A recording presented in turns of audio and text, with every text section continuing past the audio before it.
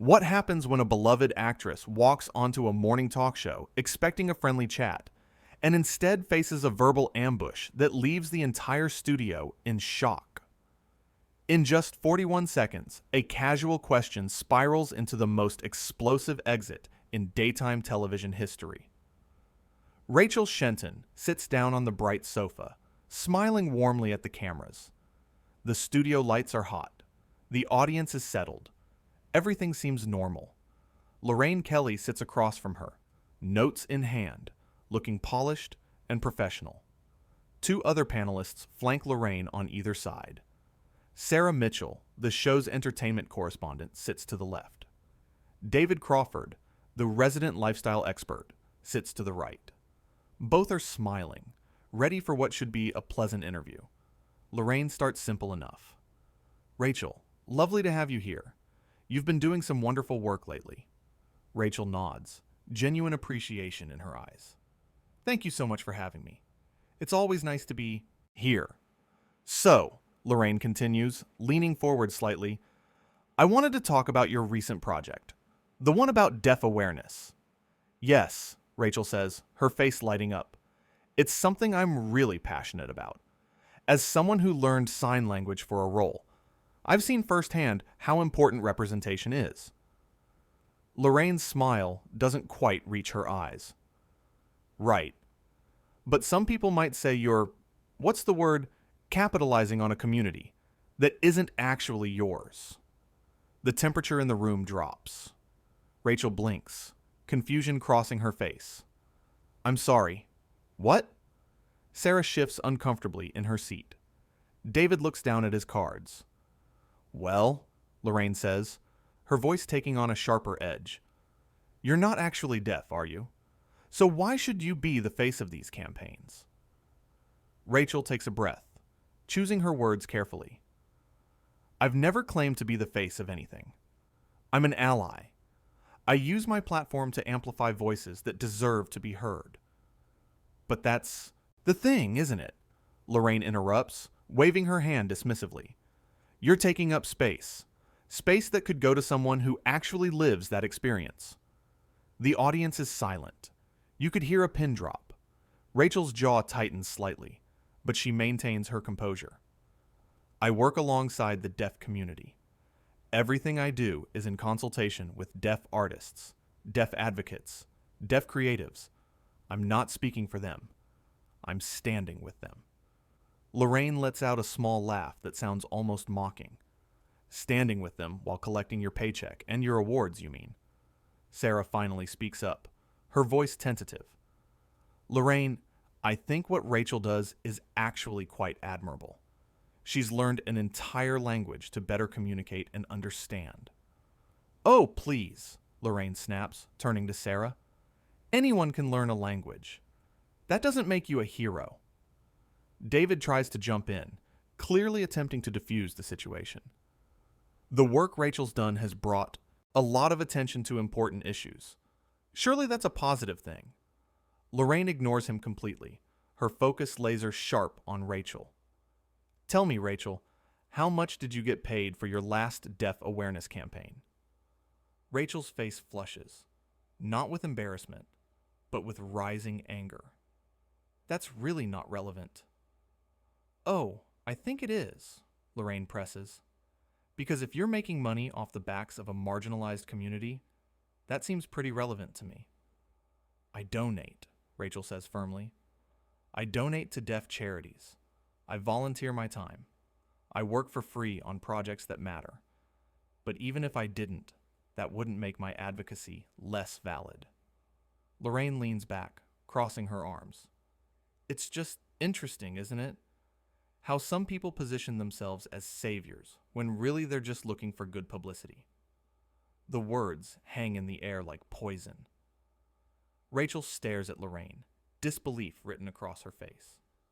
Are you seriously suggesting that my years of work, my genuine relationships with the deaf community, my commitment to learning and growing, all of that is just a publicity stunt? Well, Lorraine says with a smirk, if the shoe fits. Sarah looks horrified. She tries again. Lorraine, This is really unfair. Rachel has won awards from deaf organizations themselves. They've recognized her contributions. Awards can be political, Lorraine dismisses. Doesn't mean much. David nods quickly, backing up Sarah. I've read several interviews with deaf actors who praise Rachel's work. They've said she opens doors and creates opportunities. Lorraine rolls her eyes dramatically. Of course they're going to say nice things publicly. What else can they do? Rachel's hands are trembling slightly now. Not from fear, but from controlled fury. That is incredibly disrespectful. Not just to me, but to the deaf artists and activists who have chosen to work with me. You're suggesting they don't have their own voices, their own agency. I'm suggesting, Lorraine says slowly, as if explaining something to a child, that you benefit from a system that puts hearing people at the center of stories that aren't about them. The projects I work on are created by deaf writers, directed by deaf directors, produced by deaf producers. Rachel counters, her voice rising slightly. I am a part of a team that has explicitly asked me to be involved. Lorraine waves her hand again, that same dismissive gesture. Anyone can say that. It's the truth, Rachel insists. Is it though? Lorraine challenges. Or is it just a convenient narrative? The audience is starting to murmur. People are uncomfortable. This has gone beyond a heated debate. This is personal. This is an attack. Sarah tries one more time. Lorraine, I really think we should move on to another topic. Why? Lorraine snaps at her. Because the truth is uncomfortable? Because you're being cruel, Sarah says quietly, but firmly. Lorraine's eyes flash. I'm being honest. There's a difference. Rachel stands up suddenly. The movement is so abrupt that everyone jumps slightly. She reaches for the microphone pack at her waist. What are you doing? Lorraine asks, surprise breaking through her antagonistic facade. I'm done, Rachel says simply. Her voice is steady now, calm, but there's steel underneath. I came here to talk about my work. Real work. Work that matters to me and to a community I care deeply about. I didn't come here to be insulted and to have my integrity questioned by someone who clearly hasn't done any research. Sit down, Lorraine orders. We're in the middle of an interview. No, Rachel says firmly. We're not. Because an interview requires good faith. It requires respect. And you've shown neither. David stands up too, looking panicked. Rachel, please, let's just take a breath. I've taken plenty of breaths, Rachel responds. I've sat here and listened to accusation after accusation. I've defended myself and the people I work with. But there's a limit. Lorraine's face is reddening now. You can't just walk off my show. Watch me, Rachel says. She starts to unhook her microphone. The sound tech in the corner doesn't know what to do. The cameras are still rolling. The audience is completely silent now, watching this unfold like a car crash they can't look away from. This is incredibly unprofessional, Lorraine hisses. Rachel stops, microphone halfway off, and looks Lorraine dead in the eye. You want to talk about unprofessional?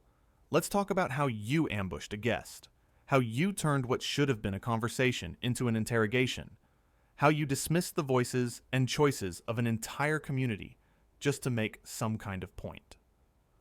I was asking legitimate questions, Lorraine defends. No, Rachel corrects. You were making accusations disguised as questions. There's a difference.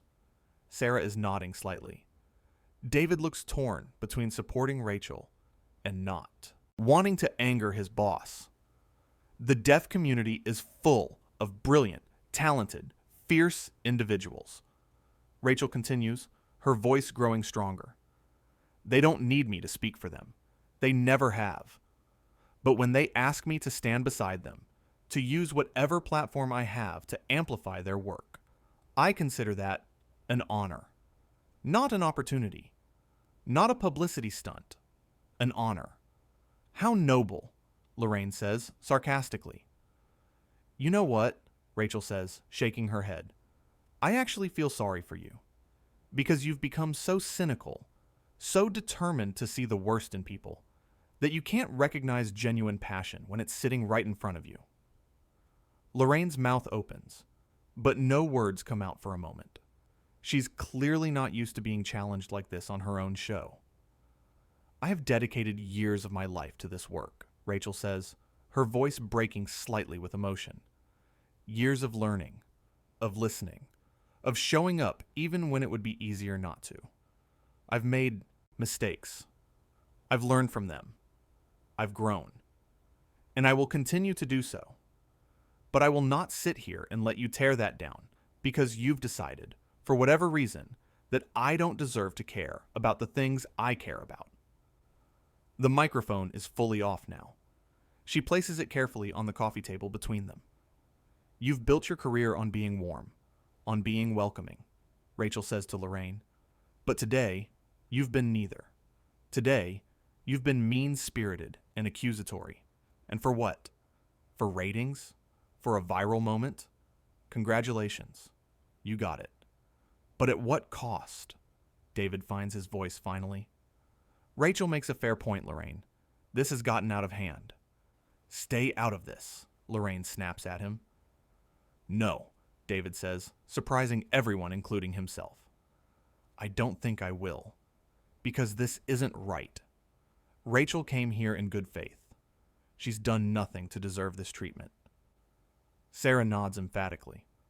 I agree. This isn't what our show is supposed to be about. Lorraine looks between her two panelists, betrayal flashing across her face. You're both taking her side? There shouldn't be sides, Sarah says gently. That's the whole problem. Rachel picks up her bag from beside the sofa. I hope you find whatever it is you're looking for with this approach. But you won't find it by tearing down people who are trying to do good work. So that's it? Lorraine says, her voice rising. You're just going to storm off? I'm not storming, Rachel says calmly. I'm leaving with my dignity intact. There's a difference. She turns to the audience, many of whom are looking at her with sympathy and respect. Thank you all for being here. I'm sorry you had to witness this. Don't apologize to them, Lorraine says sharply. They came to see a show. They came to see an interview, Rachel corrects. Not a trial. She starts walking toward the edge of the set. The cameras follow her. You can hear the crew members whispering urgently, not sure whether to keep filming or cut away.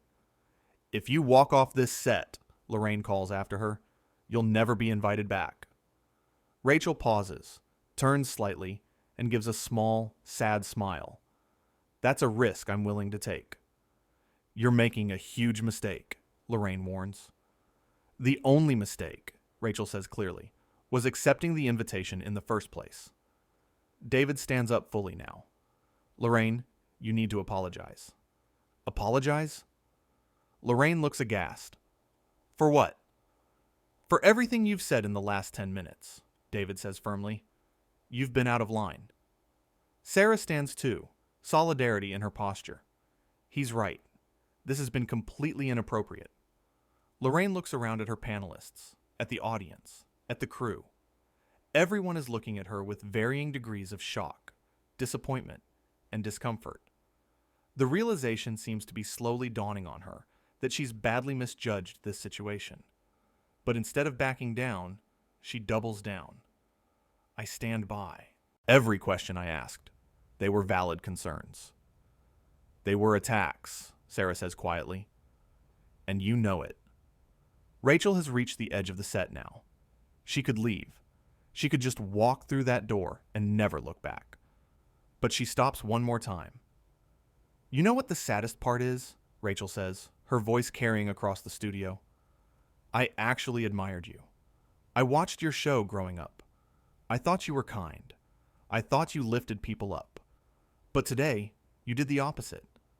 Today, you tried to tear someone down for caring about something, for working hard, for trying to make a difference.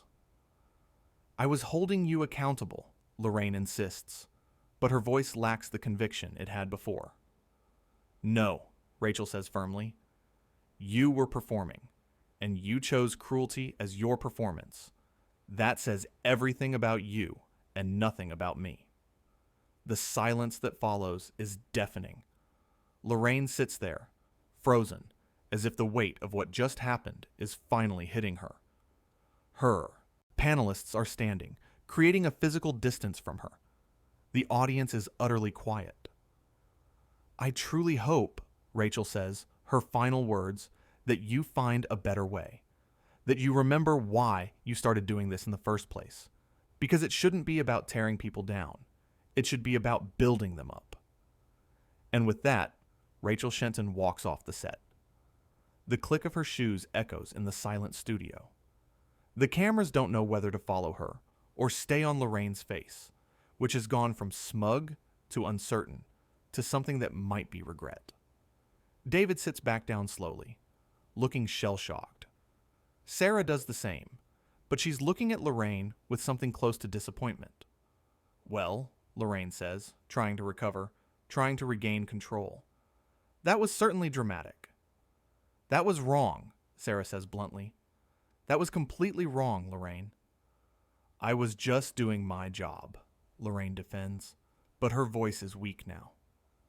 "Your job is to interview people," David says, "not to attack them, not to make unfounded accusations, not to dismiss their entire life's work without evidence." Lorraine opens her mouth to respond, but nothing comes out. She looks at her notes, at the empty seat where Rachel had been sitting just minutes ago, at the audience staring at her with expressions ranging from confusion to outright disapproval. A producer's voice crackles through someone's earpiece, probably telling them to cut to commercial, but the damage is done. The moment is captured. The clash is complete. Sarah leans over to David, speaking quietly, but not quietly enough that the microphones don't pick it up.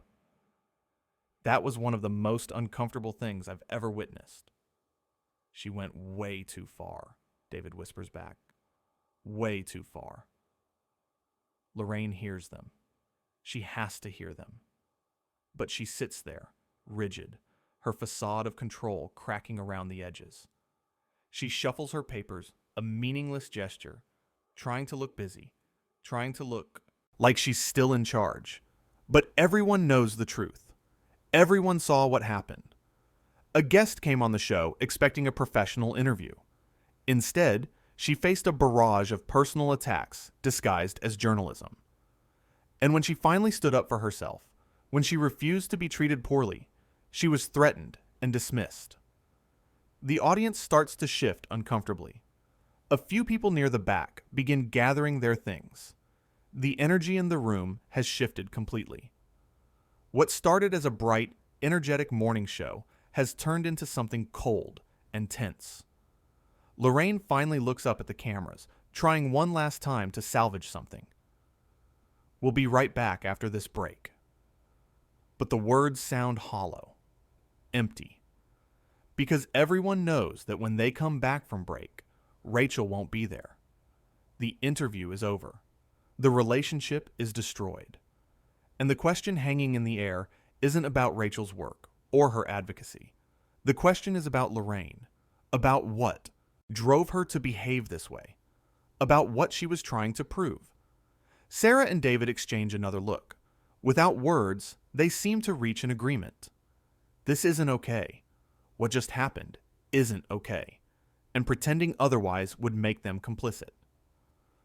"Lorraine," Sarah says, her voice steady but serious, "when we come back from break, we need to address what just happened." "There's nothing to address," Lorraine says stiffly. "She chose to leave." "Because you gave her no choice," David counters. "You backed her into a corner and then acted surprised when she defended herself." Lorraine's eyes flash with anger again. "How dare you? Both of you! I'm the host of this show. I ask the questions I think are important." "But those weren't questions," Sarah says. "They were accusations. They were designed to make her look bad, and it backfired." "She made herself look bad by running away," Lorraine insists. David shakes his head. "No. She made herself look strong by refusing to be treated poorly." "There's a big difference." The producer's voice comes through again, more urgent this time. They need to cut to commercial. They need to figure out how to fill the rest of the show now that their main guest has walked off.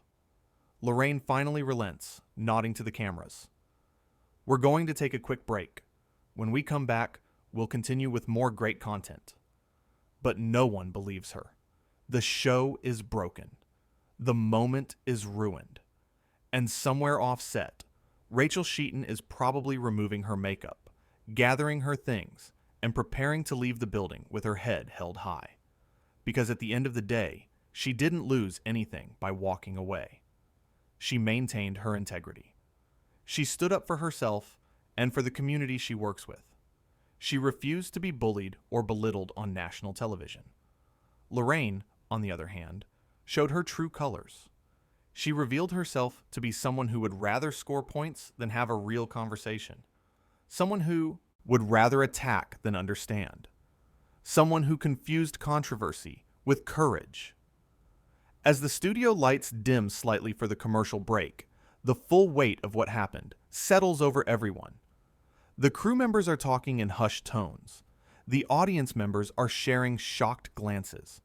And at the center of it all sits Lorraine Kelly, surrounded by people but utterly alone in the reality of what she's just done. Sarah stands up, removing her own microphone. "I need a minute," she says to no one in particular. David follows suit. "Yeah, me too." They walk off set together, leaving Lorraine sitting by herself on the bright sofa, the symbol of her empire, the throne of her kingdom. But right now, it just looks empty. The cameras are off. The lights are down. The moment is over. But the impact of those 41 seconds, when a simple question turned into a verbal assault, when professionalism gave way to pettiness, when a beloved actress decided she'd had enough, that impact will last far longer than any commercial break. Because Rachel Shenton didn't just walk off a show. She walked away from disrespect. She walked away from someone who tried to diminish her life's work. She walked away from a hostile environment masquerading as an interview. And in doing so, she showed more grace, more strength, and more integrity than her host displayed in the entire conversation. The stage sits empty now. The bright colors seem garish in the silence. The coffee table still has Rachel's microphone sitting on it, a physical reminder of the moment everything fell apart. Somewhere in the building, producers are scrambling, trying to figure out how to fill time, trying to decide whether to address what happened or pretend it never did, trying to control the narrative. But the narrative has already been written, not by spin doctors or PR teams, but by the actions of two women, one who chose cruelty and one who chose dignity. The commercial break ticks by. 30 seconds. 45. A minute. Soon, the show will have to come back. The cameras will turn on. Lorraine will have to face her audience and her panelists and explain what just happened. But there's no explanation that makes it okay. There's no justification that erases what everyone witnessed. There's no spinning this into a positive. Because at the end of the day, the truth is simple. A guest came on a show in good faith. She was attacked without cause. And when she stood up for herself, she was vilified for it. That's not journalism. That's not entertainment. That's not even good television. That's just mean. And everyone in that studio, from the crew to the audience to the panelists who tried to defend Rachel, everyone knows it. They watched it happen in real time. They saw the progression from normal interview to hostile interrogation. They witnessed the moment when Rachel had enough. And they saw the aftermath, the awkward silence, the uncomfortable realization that something had gone very wrong. The commercial break ends. The lights come back up. The cameras turn on. But the show will never be quite the same. Because everyone will remember this moment, this clash, this spectacular failure of basic human decency. Lorraine straightens her papers one more time. She puts on her professional smile. She looks into the camera, but behind her eyes, there's uncertainty now. Doubt. maybe even regret, because she pushed too hard. She went too far, and she lost more than just a guest. She lost credibility. She lost respect. She lost the moral high ground, and all of it could have been avoided. With kindness, with respect, with genuine curiosity instead of hostile interrogation. But that's not the choice she made. And now she has to live with the consequences. Not tomorrow, not next week, but right now, as she sits on that sofa, looking into those cameras, trying to figure out how to move forward from this moment. The show must go on, as they say, but it will go on with one fewer guest, one fewer ally, and one more example of what happens when cruelty masquerades as courage, when attacks disguise themselves as questions, and when a host forgets that the people sitting across from them are human beings deserving of respect. Rachel Shenton walked off that set, but she walked off with her integrity intact, her values uncompromised, her dignity preserved. She stood up, she spoke up, she walked away. And sometimes that's the bravest thing you can do. Back in the studio, Lorraine attempts to continue. Welcome back. But Sarah leans forward. Lorraine, we need to talk about what just happened. Lorraine's smile freezes. I'm sure our viewers would prefer we continue. Our viewers just watched you drive a guest off, David says. They deserve acknowledgement. What happened was unfortunate, Lorraine begins. What happened was unacceptable, Sarah interrupts. The audience murmurs. Lorraine's jaw clenches. I ask difficult questions. There's a difference between difficult questions and hostile ones, David points out. She could have defended herself, Lorraine argues. She did defend herself, Sarah counters. Multiple times. You questioned her motives, her integrity. What was she supposed to do? Answer the questions, Lorraine says. She tried, David says. You didn't want answers. You wanted a fight. Lorraine looks away. What we witnessed was a breakdown, Sarah says. Hear, hear, someone in the audience calls out. Lorraine's face reddens. Perhaps an apology would be appropriate, David suggests. Apologize? For doing my job. For how you did it, Sarah clarifies. I stand by everything I said, Lorraine insists. Then you're standing alone, David says. The audience breaks into applause. They're supporting Rachel. Lorraine looks stunned. I need time to think about whether this is the kind of show I want to be part of, Sarah says, standing. David's eyes widen. The audience gasps. You can't be serious, Lorraine manages. I'm completely serious, Sarah replies. If that's the direction we're heading, I'm not sure I belong here. David nods. She makes a good point. Lorraine looks between them, panic breaking through. You're both overreacting. One moment that revealed a lot, Sarah says sadly. Lorraine doesn't have an answer. She sits there, silent. Finally, Lorraine speaks. I may have been too harsh. You think, Sarah says.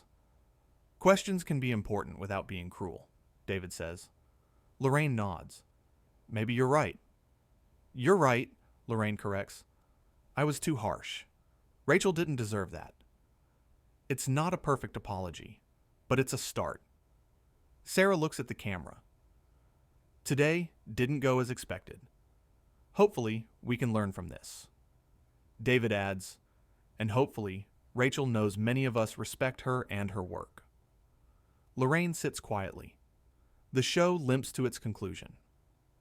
When the cameras turn off, Sarah and David walk off. The audience files out, still buzzing. Lorraine sits there alone, facing what she's done. In another part of the building, Rachel collects her belongings. Someone from production approaches. What happened? That wasn't okay. Rachel manages a small smile. Thank you. You handled it with grace. I've had practice, Rachel says. People question your motives when you try to do good work. The way you stood up for yourself was powerful. Rachel nods. I hope something good can come from this. She finishes gathering her things and walks toward the exit. As she steps outside, the sun is shining. Despite everything, Rachel feels peaceful. She did the right thing. She stood her ground. That's worth more than any interview. Inside, the cleanup crew begins work. Did you see her face when Rachel walked off? Lorraine's, she looked shocked. Maybe this will be a wake-up call. They work in silence. Either way, Rachel became a hero today. Yeah, she really did. And that's the final irony. Lorraine tried to tear Rachel down, but instead, she elevated her. She showed the world Rachel's strength. Lorraine wanted to win, but she lost. Not just the argument, but respect, trust, credibility, all because she forgot the most basic rule. Treat people with kindness. In those 41 seconds, in that explosive exchange, it became clear how important it is, and how much damage can be done when it's forgotten.